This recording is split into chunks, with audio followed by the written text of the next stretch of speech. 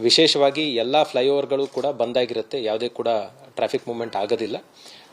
ನಮ್ಮ ಅಂತಾರಾಷ್ಟ್ರೀಯ ವಿಮಾನ ನಿಲ್ದಾಣಕ್ಕೆ ಹೋಗುವಂಥ ಎಲಿವೇಟೆಡ್ ಎಕ್ಸ್ಪ್ರೆಸ್ ವೇ ಹೊರತುಪಡಿಸಿ ಅದರಲ್ಲೂ ಕೂಡ ಟೂ ವೀಲರ್ ನಾವು ನಿರ್ಬಂಧ ಮಾಡಿರ್ತೀವಿ ರಾತ್ರಿ 10 ಗಂಟೆಯಿಂದ ಬೆಳಗ್ಗೆ 6 ಗಂಟೆ ತನಕ.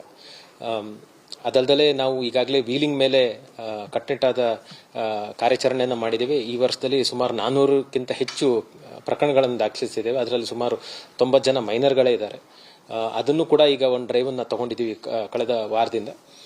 ಡಿಡಿ ಕೇಸು ಕೂಡ ನಾವು ಹಾಕ್ತಾ ಇದೀವಿ. ಕಳೆದ 4 ತಿಂಗಳಿಂದ 12,000 ಕೇಸ್ ಆಗಿದೆ. ಇದೇ ಇಡೀ ವರ್ಷ 22,000 ಕೇಸ್ಗಳನ್ನು ನಾವು ದಾಖಲೆ ಮಾಡಿದ್ದೀವಿ.